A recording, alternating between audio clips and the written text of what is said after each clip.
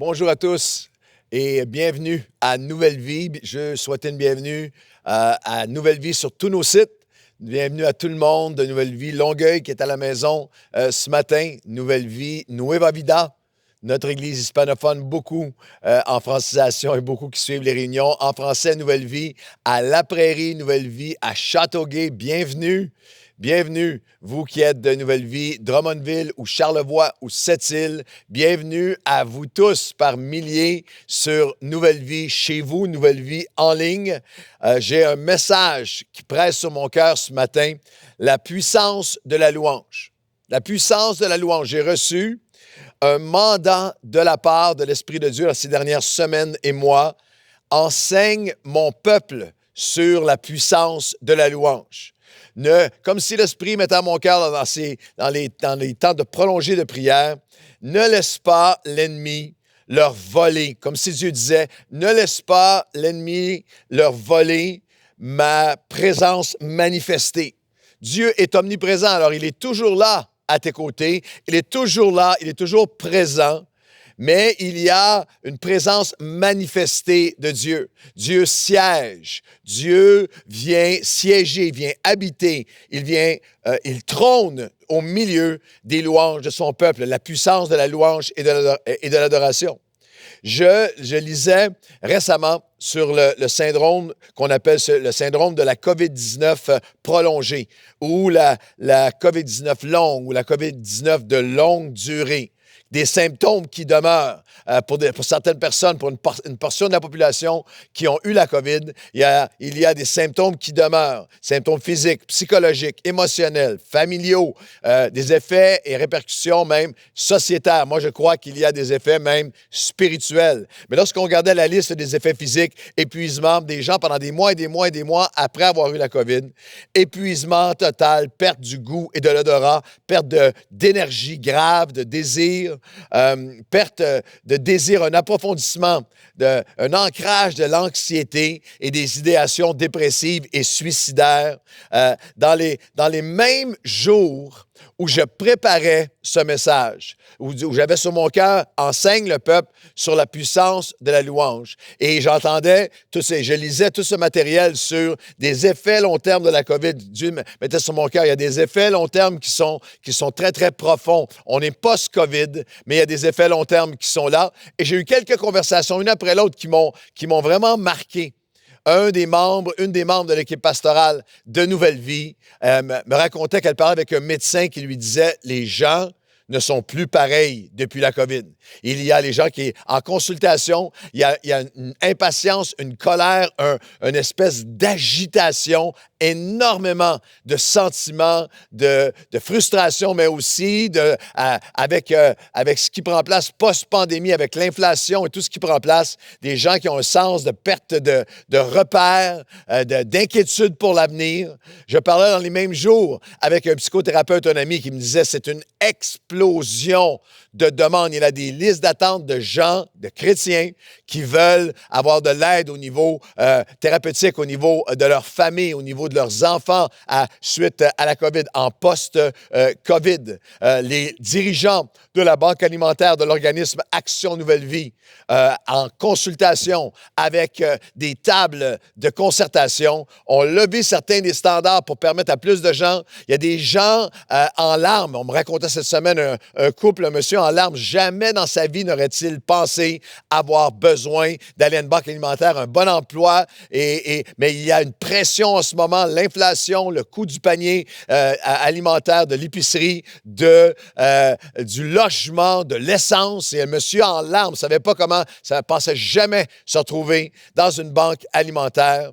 Et quelqu'un qui m'a rapporté, quelqu'un qui travaille dans les prêts hypothécaires, un cadre de haut niveau dans les prêts hypothécaires pour un institut bancaire, qui disait à quel point les gens en ce moment sont paniqués. Il y a eu des personnes qui ont eu obligé de les accompagner avec la sécurité, tellement ils étaient enragés, ils perdent tout, perdent leur maison, les taux d'intérêt qui montent. Il m'a même parlé avec lui-même, avec émotion, d'un de ses clients qui, en désespoir, a fait une tentative de suicide, a pris plein de pilules, ils l'ont retrouvé et ils l'ont sauvé la vie, mais avec devant lui ses papiers papier d'hypothèque, sa maison qu'il venait de perdre. Il y a un cri dans le cœur des gens. On va où maintenant? Vers qui se tourner lorsqu'il n'y a plus rien, lorsque personne ne sait vraiment ce qui va arriver, lorsque tout ce qu'on considérait comme étant solide a été secoué. Comme si chacun d'entre nous pouvons nous identifier aujourd'hui à cette réalité de certaines crises. Il y a des crises qu'on gère, mais il y a certaines crises, certaines situations dans nos vies, certains combats. Le Seigneur a dit, enseigne mon peuple sur la louange et sur l'adoration. Enseigne-les parce qu'ils ont besoin d'aller à ma présence en ce moment. Chacun d'entre nous pouvons nous identifier. Et alors que j'avais sur mon cœur, Seigneur, c'est vrai, ça va être bon d'enseigner sur la louange et l'adoration pour les nouveaux. Des centaines et centaines de baptêmes, centaines de nouveaux qui se joignent à l'Église souvent avec aucune compréhension de la révélation, de la puissance de la louange et de l'adoration. C'est pas seulement de la musique ou des chants avant le message a toute une puissance. Et je méditais, je disais, Seigneur, c'est vrai, ça va être bon, c'est une révélation pour les nouveaux, mais très, très pesamment sur mon cœur. L'Esprit de Dieu qui mettait sur mon cœur. Non, pas seulement pour les nouveaux, mais pour les beaucoup moins nouveaux, non seulement qui ont besoin de la révélation, mais qui ont besoin de revenir à la puissance de la louange et de l'adoration. Et nous allons regarder aujourd'hui à un seul texte, un chapitre en 2e Chronique, chapitre 20, où on retrouve le roi Josaphat. Il est entouré, il est encerclé d'ennemis, et il va nous enseigner le qui, le quand, le comment et le pourquoi de la puissance de la louange. Le roi Josaphat, dans 2e Chronique 20, fait face à une crise où il ne voit aucune issue, aucune solution. C'est un homme capable, c'est un homme de combat, c'est un homme de beaucoup de ressources, mais là, comme roi de la nation, il est il n'y a aucune issue possible, aucune solution humaine, à bout de force, à bout de ressources, et il nous révèle, il va nous ramener à la puissance de la louange. Et la puissance de la louange, je vais le personnaliser, quand je suis attaqué et angoissé. 2e Chronique, chapitre 20, et les versets 1 à 3. Après cela, les fils de Moab, les fils d'Ammon, et avec eux, les Méonites, une coalition marchait contre Josaphat pour lui faire la guerre. On vint en informer Josaphat en disant, une multitude nombreuse s'avance contre toi depuis l'autre côté de la mer. Et verset 3, et dans sa frayeur, Josaphat se disposa à chercher l'Éternel et il publia un jeûne pour tout Juda. Une multitude nombreuse s'avance contre toi, encerclée de tous les côtés. Vous savez, tu sais et je sais, quand tu es dans ce genre de situation où moi je suis au bout de moi-même, ce genre de crise qu'on peut vivre au niveau personnel, familial, au travail, économique, spirituel, tu sais que tu es dans ce genre de crise parce que dans ces moments-là, c'est les émotions qui prennent le contrôle. C'est l'angoisse, c'est la panique, c'est la frustration, c'est la colère. On lit que Josaphat, dans sa frayeur, dans sa terreur, dans ses émotions, un ennemi il n'avait aucune idée comment renverser, un problème trop grand pour lui, une anxiété dévorante, envahissante, omniprésente. Mais dans sa frayeur, il se disposa, il leva les yeux et leva les regards pour chercher l'Éternel. La puissance de la louange et de l'adoration réside dans la dynamique spirituelle que lorsque je commence à louer Dieu, il dispose mon cœur à le chercher, à chercher Dieu, à dire littéralement, Dieu, viens entrer dans l'équation de ma crise, viens prendre contrôle de cette crise qui est au-delà de mes capacités, de cette attaque, de mes angoisses. Tu sais le genre de crise que je parle. Je parle du genre de situation que nous avons tous vécu et plusieurs d'entre vous vivez encore, où tu as besoin de la puissance de la louange. Tu sais que tu as besoin de la puissance de la louange quand plus tu t'agites dans la situation, plus tu t'agites, plus tu te débats dans la situation, plus tu t'enfonces. Comme dans des sables mouvants, plus tu bouges, plus tu essaies des choses, plus tu essaies de t'en sortir, plus tu te débats, plus tu t'enfonces.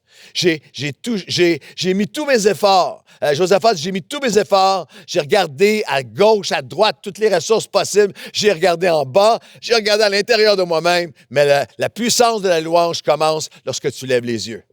lorsque tu tournes ça vers Dieu. La phrase clé de ce récit miraculeux de 2 Chroniques 20, on va le lire ensemble dans quelques minutes, mais la phrase clé, il est entouré d'ennemis qui viennent pour le détruire, mais la phrase clé est au verset 22, au moment où l'on commençait les chants et la louange. Et Dieu littéralement a combattu pour eux et renversé l'ennemi. La puissance de la louange est pour l'enfant de Dieu, pour toi et moi, lorsque nous sommes attaqués et angoissés, mais la puissance de la louange, c'est aussi pour l'Église de Dieu, pour le ensemble, pour nous tous lorsque nous sommes assemblés. Lisez le verset 4 et 5 du même chapitre, 2 Chroniques 20. Judas s'assembla, la tribu, la nation s'assembla pour invoquer l'Éternel. Et l'on vint de toutes les villes de Juda pour chercher l'Éternel. Josaphat se présentait au milieu de l'assemblée de Juda et de Jérusalem, dans la maison de l'Éternel, dans le nouveau parvis. Attention! Permettez-moi de vous donner une parole pastorale, une parole apostolique.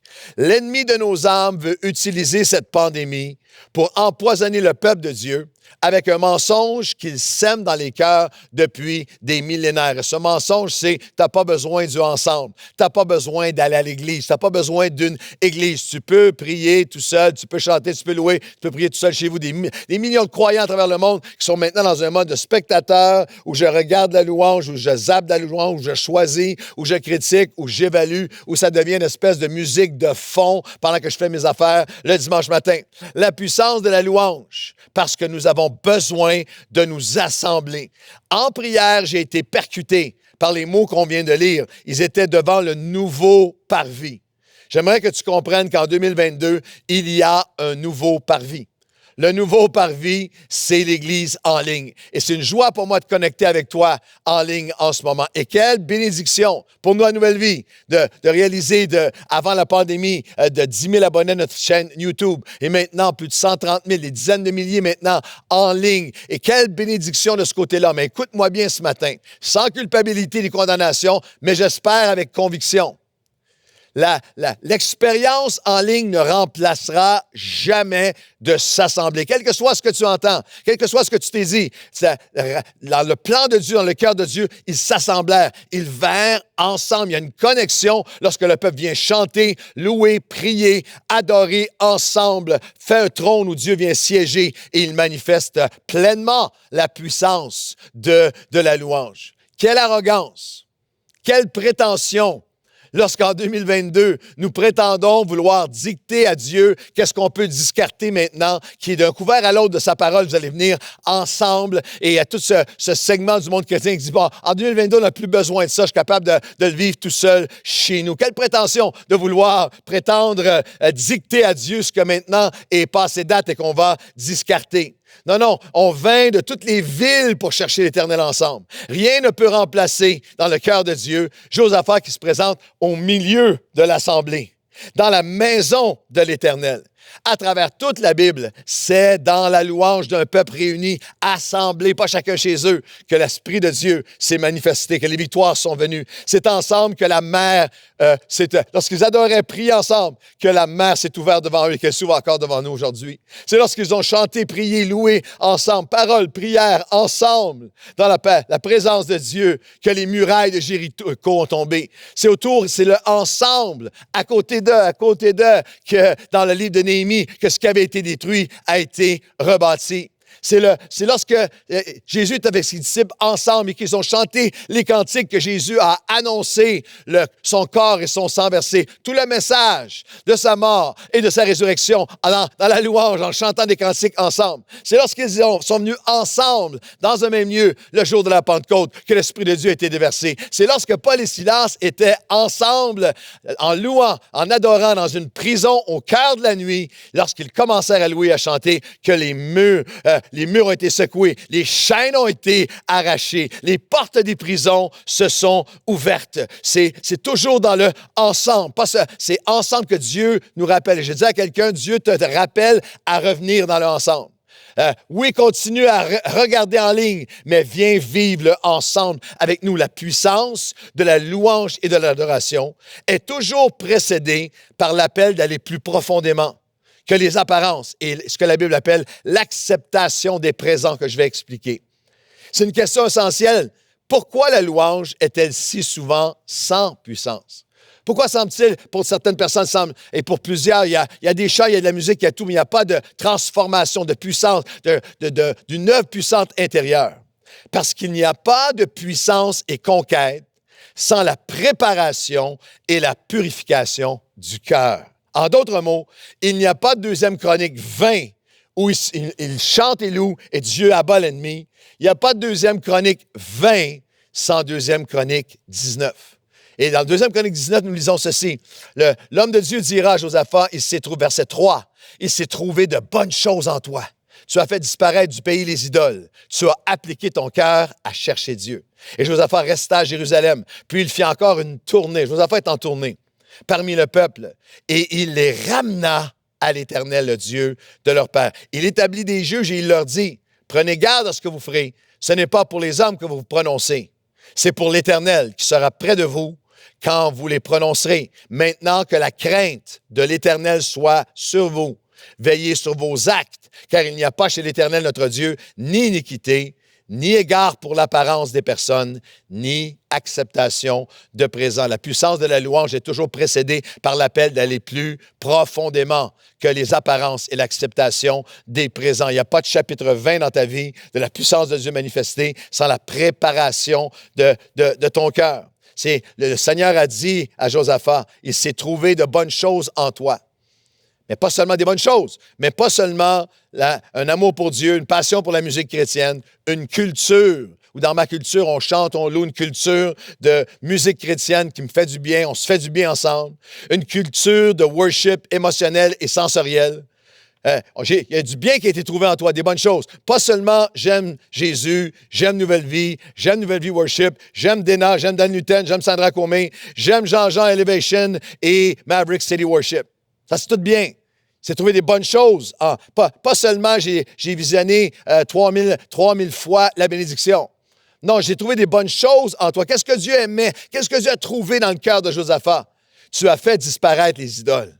Tu as appliqué ton cœur à chercher Dieu. C'est ce que Dieu veut trouver en toi. La puissance de la louange d'adoration est toujours précédée par l'appel d'aller plus loin que les apparences et l'acceptation de présent. Josaphat était en tournée, on a lu, il est parti en tournée, le Josaphat World Tour. Josaphat, l'adorateur et worship leader, est en tournée et il fait encore une tournée. Pourquoi?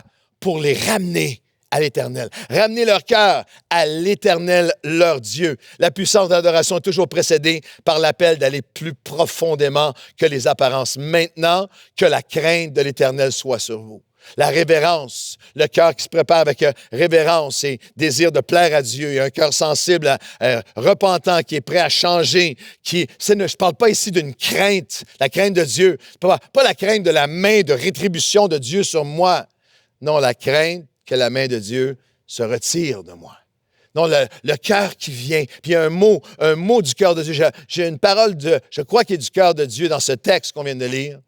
Pour tous les leaders de worship, pour ceux qui conduisent à la louange, ceux qui ont un tel ascendant sur le peuple, qui parlent au peuple, qui enseignent le peuple, comme Josaphat a donné mandat à ce qu'il appelait les juges, qui allaient dans toutes les régions et qui chacun prononçait, rappelait la parole de Dieu, rappelait les commandements de Dieu, rappelait les lois de Dieu. Il leur rappelle, ce n'est pas pour les hommes que vous vous prononcez, c'est pas pour les hommes que vous chantez, c'est pas pour les hommes que vous êtes en ligne à faire du worship. Dieu est à côté de vous. Dieu est présent. Attention, nous sommes préoccupés. Chacun de nous devons veiller non seulement sur notre adoration, mais sur notre attitude, sur nos attitudes, sur nos actes hors de l'Église, hors du vidéo, hors stage, hors de l'estrade. Est-ce que ma vie est congruente? Est-ce que ma vie est alignée avec ce que je dis et avec ce que je chante? Est-ce que mes attitudes sont alignées avec ce que je dis, ce que j'écris, ce que je chante et que des milliers chantent par les chants que j'ai composés? En esprit et en vérité. C'est pour ça qu'il dit, pourquoi c'est important? Il n'y a pas chez notre Dieu ni iniquité, ni égard pour les apparences des personnes, ni acceptation de présent. C'était leur coutume de venir offrir des sacrifices de louange, mais avec des lèvres qui louent, mais des cœurs qui sont loin. On vient offrir des sacrifices et des vies impures. Il y a même des textes qui sont fracassants.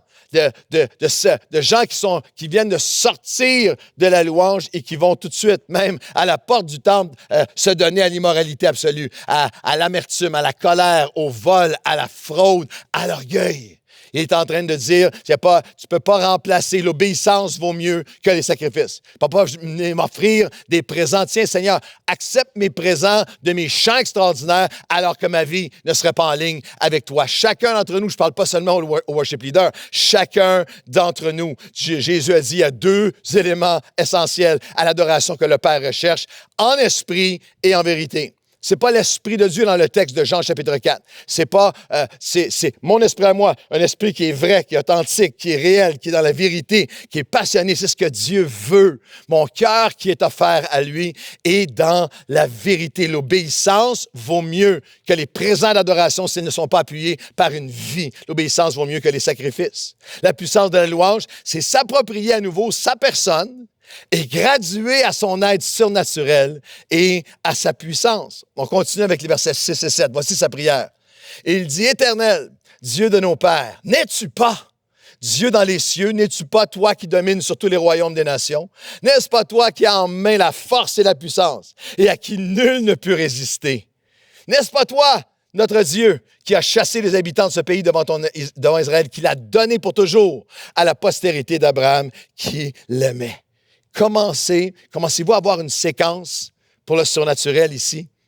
Il y a un ordre divin à l'onction de délivrance et de destinée. Il y a un ordre divin à l'onction de délivrance et de destinée. Il y a des étapes pour entrer dans l'expérience de l'Esprit.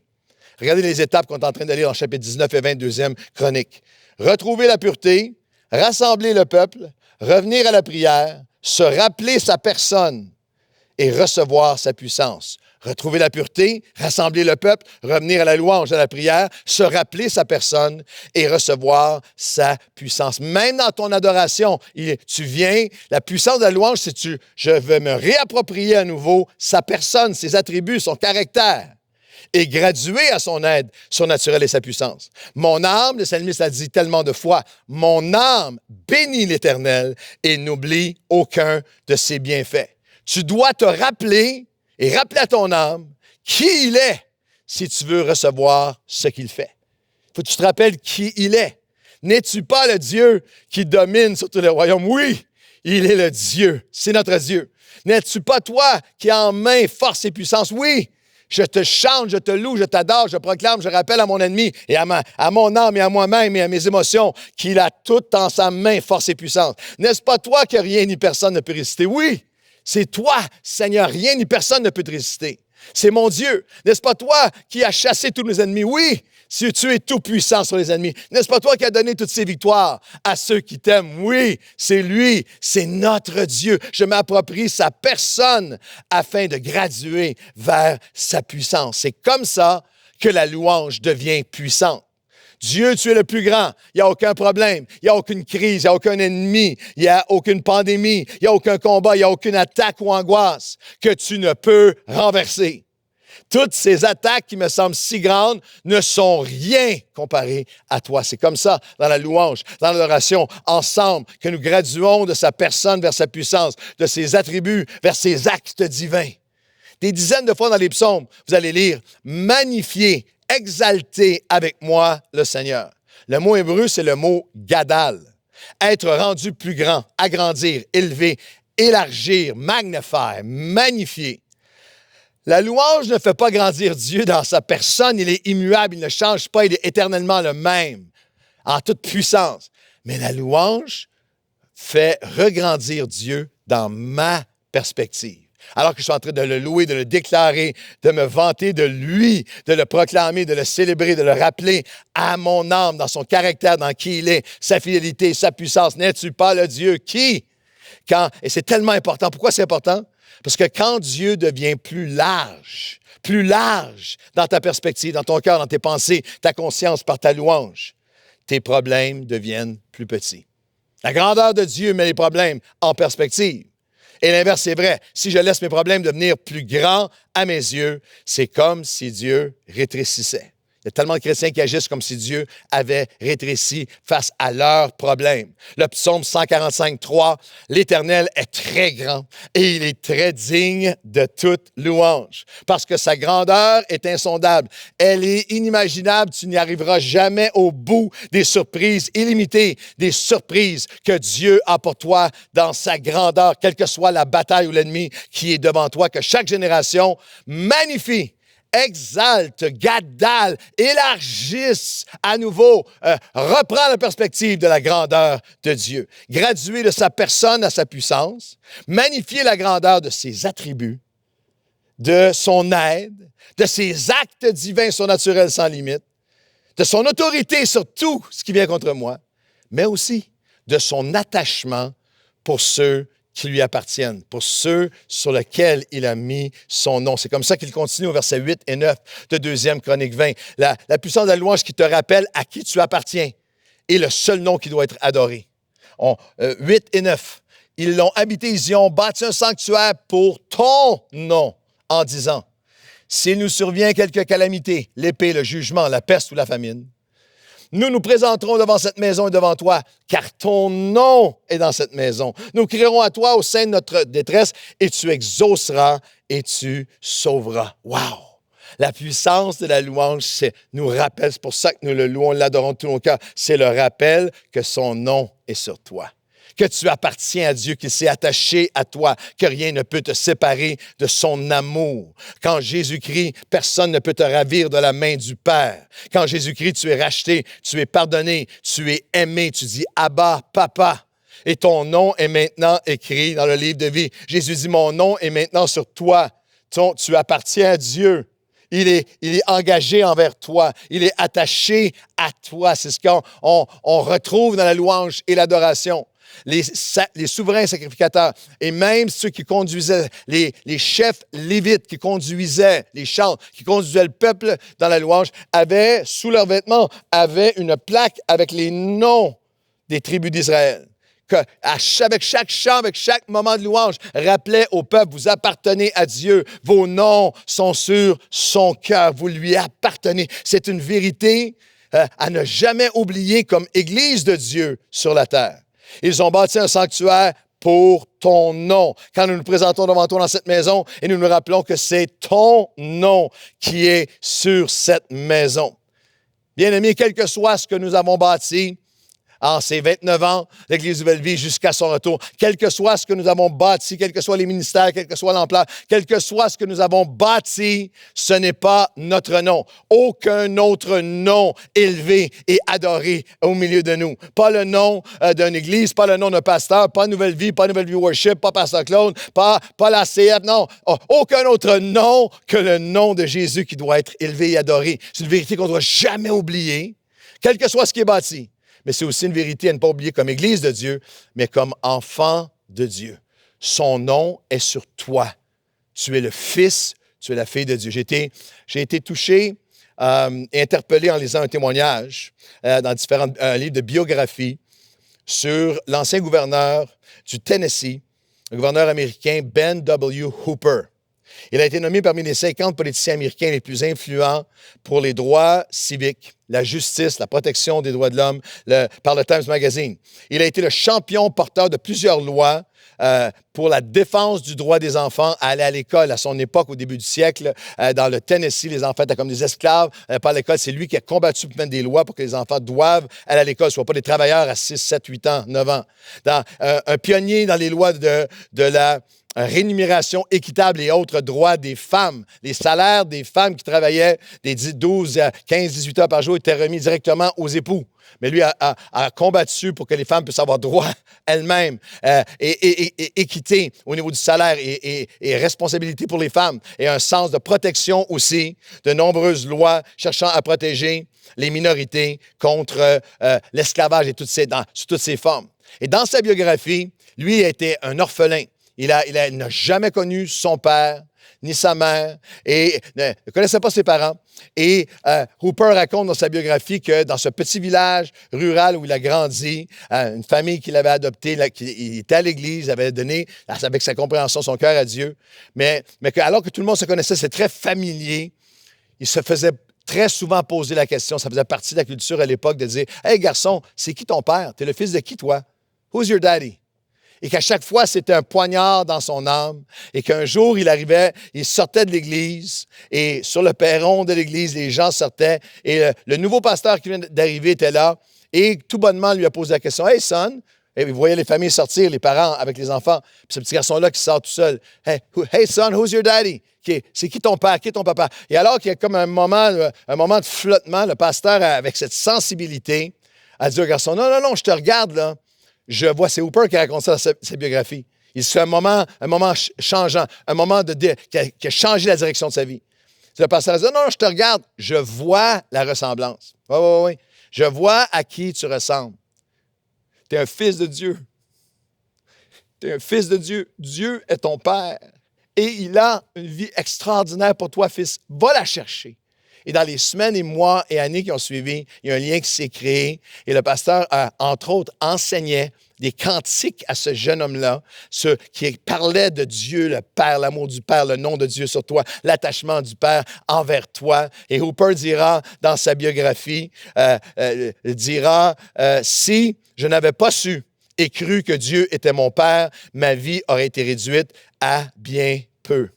Dans un des spectacles de la Saint-Jean, cette année, je regardais un extrait d'un spectacle de la Saint-Jean, des Fêtes nationales, dans un des endroits, un des festivals, une des soirées. Et il y avait l'auteur-compositeur québécois, Hubert Lenoir, qui était là et qui chantait son hit « Tu es la fille de personne ». Et je voyais des milliers de jeunes garçons et filles, les bras tendus, qui criaient et sautaient « Je suis la fille de personne, je suis la fille de personne ». Connaissez-vous les paroles, certaines des paroles de ce hit? « Hey, perds pas ton temps. Tu n'es pas la fille de ton père, tu n'es pas la fille de ta mère, tu es la fille de personne. » Couplet. « J'ai vu ton avenir avec une corde au cou.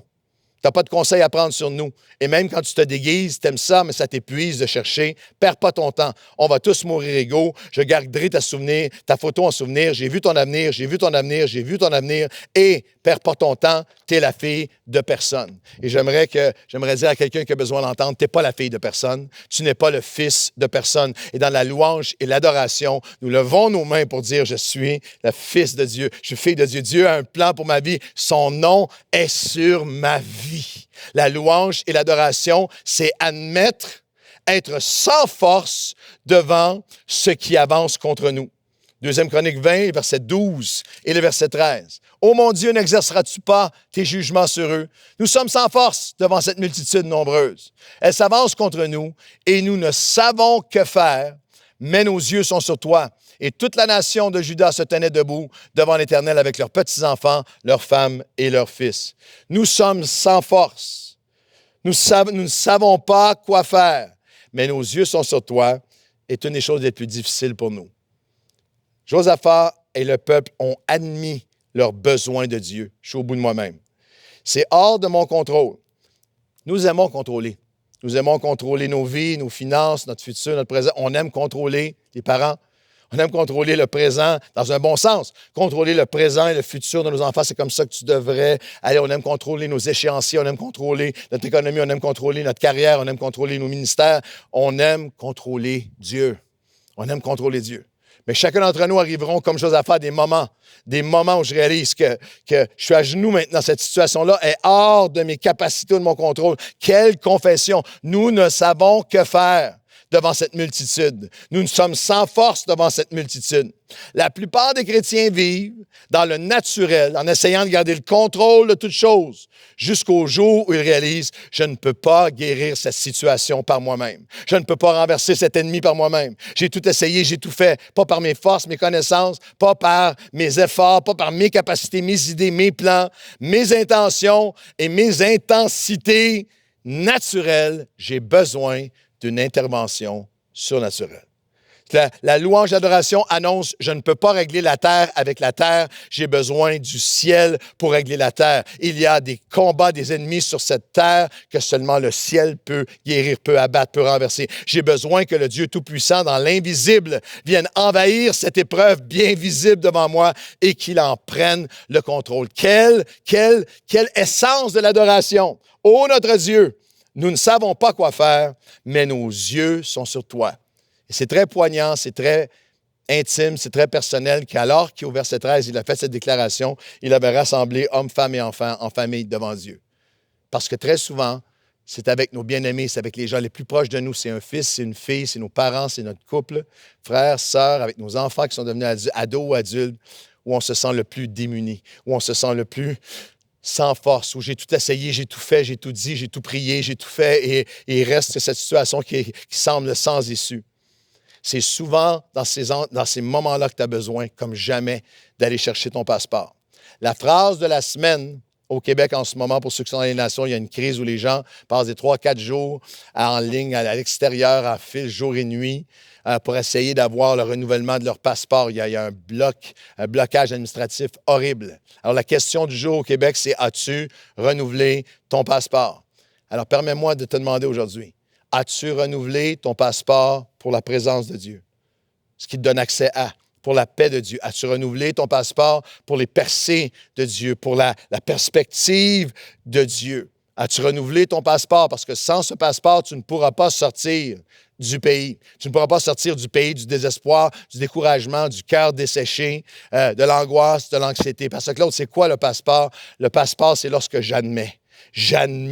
Lorsque j'admets mon besoin de lui, dans la louange, dans l'adoration, que sa présence et son esprit agrandissent ma vision et viennent affermir mon cœur. Regardez bien, 2 Chronique 20, le verset 18. Josaphat s'inclina le visage contre terre. Tous les habitants de Jérusalem tombèrent devant l'Éternel pour se prosterner. Ça, c'est de l'adoration en sa présence. Les Lévites se levèrent pour célébrer d'une voix forte et haute l'Éternel, le Dieu d'Israël. Le lendemain, ils se mirent en marche. Tu vas chercher les forces pour te remettre en marche dans la présence de Dieu. Pour le désert de Tekoa, à leur départ, Josaphat se présenta et dit: Écoutez-moi, confiez-vous en l'Éternel, votre Dieu, et vous serez affermis. Confiez-vous en ses prophètes, en ceux qui prononcent la parole de l'Éternel, et vous réussirez. C'est une loi du royaume qui est immuable, inchangeable. Elle est indispensable dans ta vie. Elle est illimitée. C'est très intime, mais c'est pour ton inspiration à toi, le souffle de Dieu sur toi, et c'est pour ton illumination que ta perspective puisse être changée par l'Esprit de Dieu. C'est que Dieu siège au milieu des louanges de son peuple. Tu t'approches de lui, il s'approche de toi. Il y a une action de ta part. Tu as besoin de venir, je dirais de cette façon, en prenant les mots du texte que nous venons de lire. C'est lorsque je m'incline le visage contre terre, physiquement, mais spirituellement. C'est lorsque je m'incline le visage contre terre que Dieu infuse en moi une nouvelle vision, un futur témoignage. Que c'est lorsque je me prosterne en sa présence que Dieu me donne accès, me remplit de sa paix et de sa perspective. C'est lorsque nous célébrons ensemble d'une voix haute, d'une voix forte, que nos cœurs sont remplis de foi. C'est lorsque je me confie en l'Éternel que le calme et la confiance de Dieu changent ma condition, mon état de cœur et d'esprit, ma vision, mes émotions, mon être entier, alors que Dieu combat pour moi et prépare mes conquêtes. C'est très important que tu comprennes. Ce n'est pas un automatisme, c'est un appel. Pas un automatisme, c'est un appel personnel de Dieu à toi. C'est pour ça que tu peux venir à l'Église pendant des années debout à regarder les gens autour de toi, ou tu peux avoir eu une période dans ta vie où tu vraiment louais et adorais Dieu, mais en ce moment, aujourd'hui, il faut que tu viennes, il faut que ton cœur vienne vers lui, il faut que tu entres dans sa présence, que tu lui offres, que tu lui remettes ta situation dans la louange et dans l'adoration. Acte 2, 1, l'Esprit est descendu à la Pentecôte, puissamment. Ils étaient tous ensemble dans un même lieu. Ce n'est pas un pléonasme. Nous pouvons être dans un même lieu, mais tu n'es pas dans le flot. Nous ne sommes pas tous ensemble. Tu n'entres pas. Tu es observateur, tu es critique, tu es distrait, tu as besoin d'entrer avec nous. Tu as besoin de venir. C'est une action où tu viens. Nous venons ensemble. Je dirais de cette façon, tu as besoin non pas d'écouter ton âme, tes émotions, tes sentiments. Tu as besoin de parler à ton âme. Pour moi, un des psaumes de vie, de ma vie, c'est le psaume 42 que je prie probablement à chaque jour. Pourquoi t'as battu au-dedans de moi, mon âme. Le psalmiste parle à son âme, pas écoute ses émotions, ses sentiments, ce qui bourdonne, les courants, les fleuves qui s'abattent sur nous, dans notre esprit, notre conscience. Non, mon âme, parle à son âme. Mon âme, bénis l'Éternel et mets ton espérance en Dieu. Je le louerai encore, même au plus profond de la nuit, je le louerai encore. Et là, il y a un verset très important dans l'expérience d'un croyant. Un flot appelle un autre flot au bruit des vagues. Toutes tes vagues, mon Dieu, tous tes flots passent sur moi. En anglais, ils l'ont traduit, deep calls unto deep. Il y a tellement de vagues, tellement de flots, tellement de voix, tellement de bruit et de fracas autour de nous, des voix de colère, des voix de découragement, des voix peut-être dans ton âme d'oppression, de dépression, d'anxiété. Mais lorsque tu viens et tu parles à ton âme, mon âme, tourne-toi vers Dieu, bénis l'Éternel, entre avec moi, prosterne-toi devant Dieu. Il y a des nouveaux flots qui vont venir. Et tu pourras dire au Seigneur dans la louange d'adoration, tous tes flots, Seigneur, tes flots de paix, tes flots de vision, tes flots d'apaisement, tes flots de guérison. La louange, la puissance de la louange, c'est un accord et une action. C'est vraiment, c'est fabuleux, le verset 21. Puis, d'accord avec le peuple, il nomma des chantres qui, revêtus d'ornements sacrés, en marchant devant l'armée. Manque pas ça. Il marche devant l'armée, célébrait l'Éternel et disait, louez l'Éternel, sa miséricorde dure à toujours. Et au moment, c'est la phrase clé, au moment où l'on commençait les chants et la louange, l'Éternel plaça une embuscade contre les ennemis, ceux de la montagne de Séhir, qui étaient venus contre Juda, et ils furent battus. Attention, ne manquez pas cette stratégie, cette puissance surnaturelle du royaume, cette stratégie de guerre particulière du roi Josaphat.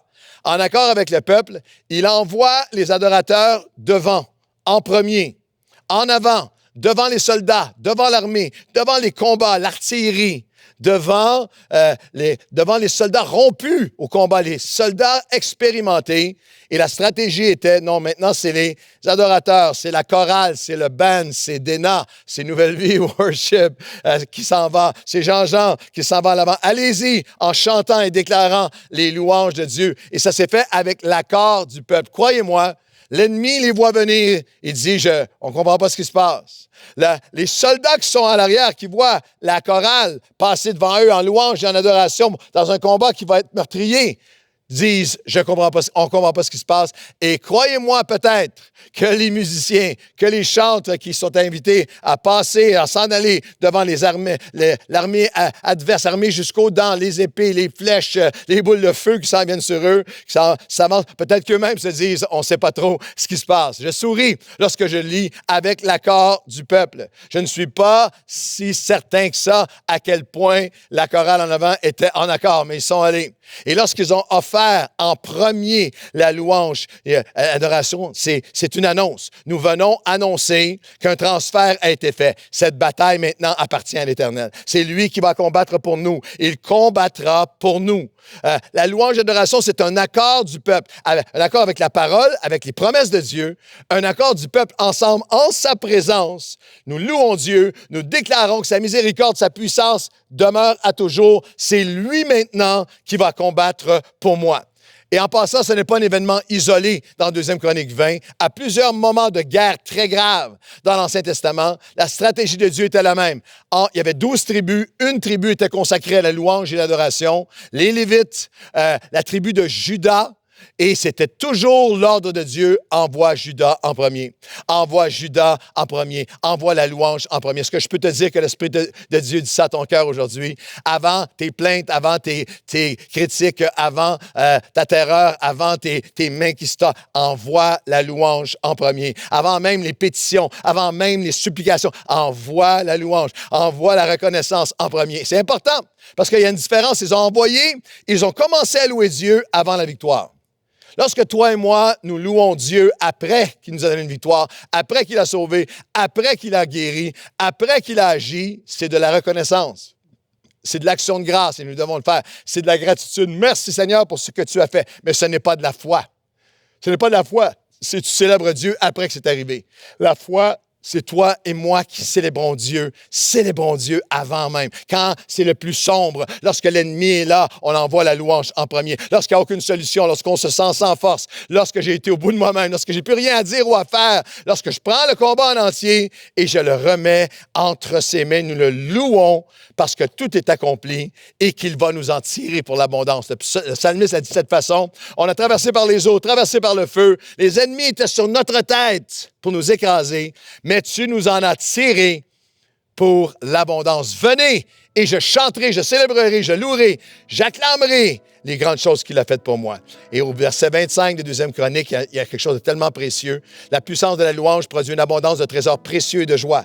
Josaphat et son peuple trouvèrent parmi les dépouilles d'abondantes richesses et des objets précieux. Il y en avait tant qu'ils ne purent tout emporter. Ils mirent 3 jours à amasser les trésors, tellement ils étaient considérables. Dieu a renversé l'ennemi, c'est abat l'ennemi alors qu'ils ont loué et adoré. C'est Dieu qui a combattu pour eux. Et alors qu'ils marchent sur le champ de bataille où l'ennemi a été vaincu, il y a des trésors qui sont là. Écoute-moi aujourd'hui, les adorateurs, la puissance de la louange, les adorateurs vont sortir du champ de bataille avec des trésors précieux, avec des témoignages, avec des nouvelles connaissances de Dieu, approfondissement en Dieu, une nouvelle histoire en Dieu, une nouvelle force en Dieu, une nouvelle habileté en Dieu. Tu crois que tu es sur un champ de mort en ce moment, tu remets la bataille à Dieu, tu la mets entre ses mains, tu vas sortir du champ de bataille avec des trésors. Les adorateurs sortent de toutes les batailles avec un trésor. C'est même une Christophanie. Les Christophanies dans l'Ancien Testament, il y a des événements qui annonçaient ce que Jésus était pour faire. La bataille de notre pardon et de notre salut, entièrement accomplie en Christ. L'ennemi vaincu pour toujours. Et comme à la croix, là où il y a la mort, on voit la mort. 3 jours plus tard, des trésors de richesse spirituelle éternelle sont maintenant offertes au peuple de Dieu dans la louange et l'adoration. Le lieu de mort devient un lieu avec un message miraculeux. Le lieu de blessure devient le lieu de la bénédiction. Le lieu d'anxiété devient maintenant un lieu d'abondance. La terreur est remplacée par le témoignage. L'horreur est devenue une histoire à son honneur pour toi, pour moi, qui allons marcher ensemble dans la puissance de la louange. Au moment où ils commencèrent à le louer, au moment où ils commencèrent à le chanter, et c'est ce qu'on va faire maintenant, aujourd'hui, c'est ce que tu dois entrer, la dimension dans laquelle tu dois entrer maintenant. Alors qu'on prie ensemble. Seigneur, je veux tout remettre entre tes mains. Seigneur, je veux revenir. J'entends la voix de l'Esprit qui me ramène. Seigneur, je viens t'offrir maintenant dans la louange et l'adoration, je viens te remettre ces attaques, ces angoisses qui ont été sur moi, qui ont été sur ma famille. Seigneur, je viens confesser, je suis sans ressources. J'arrête de vouloir contrôler. Je te le remets entre tes mains. Seigneur, pour certains d'entre nous, ton esprit dit, il faut que tu reviennes t'assembler. Il faut que tu reviennes t'assembler avec le peuple. Il faut que tu reviennes t'assembler avec tes frères, tes sœurs, avec la famille de Dieu. Il y a une onction qui est là que tu ne peux pas avoir dans ton salon. Tu as besoin d'aller t'assembler avec le peuple de Dieu, où la présence de Dieu est puissante et Dieu agit d'une manière particulière parce que c'est selon le cœur et le dessein de Dieu. Alors Seigneur, je reviens à ta maison, moi et ma famille. Mes enfants ne grandiront pas sans cette extraordinaire culture et cette valeur fondamentale de venir ensemble en famille à la maison de Dieu. Et Seigneur Dieu, aujourd'hui, nous appelons à ton aide. Je veux purifier mon cœur. Je sais que je ne peux pas entrer dans 2e Chronique 20 où tu agis miraculeusement, à moins que je vienne t'offrir mon cœur à nouveau, à moins que je vienne purifier mon cœur à nouveau. Alors je t'offre mon cœur. Je viens en prière en me rappelant tes attributs, en me rappelant ta personne, ta fidélité, ta suprématie sur toute chose. N'es-tu pas le Dieu qui renverse tous les ennemis, le Dieu qui a tout pouvoir, qui a dans sa main tout ce que j'ai besoin? C'est dans l'adoration de tes attributs que je vais maintenant te demander d'agir. C'est dans ta personne, parce que tu es qui tu es. C'est par ta personne que maintenant j'appelle à ta puissance dans ma vie. Seigneur, je t'apporte en ce moment tous ces combats et même ce qui semble mort dans ma vie. Et je déclare par la foi que lorsque je commence ou recommencerai à te louer et à t'adorer et à marcher dans cette adoration, tu me rappelles que je suis ton fils, tu me rappelles que je suis ta fille, que ton nom est sur moi Et je déclare par la foi, j'annonce la victoire à l'avance pour ma famille, pour mon mariage, pour mon couple, pour ma santé, pour ma guérison, pour mes études. J'annonce à l'avance la victoire dans mon âme, dans mon esprit, dans des liens qui me tenaient. Les portes des prisons vont s'ouvrir à nouveau. Je le chante à l'avance par la foi et j'annonce ta grandeur. J'envoie Judas en premier. J'envoie la louange en premier. Et tu vas nous donner la victoire. Et sur le champ qui me paraissait un champ de mort, au milieu des dépouilles, tu as des trésors que je vais m'emparer et que nous allons recevoir. Les trésors de ceux qui marchent dans la puissance de la louange. Dans le nom de Jésus. Amen et amen. Prenez un moment de louange et d'adoration avec notre équipe et surtout, reviens. Reviens, si tu t'étais éloigné ou si tu étais de semaine en semaine, de mois en mois, reviens à t'assembler avec nous dès dimanche prochain, dans la maison de Dieu, dans la présence de Dieu Tout-Puissant, par la puissance de la louange.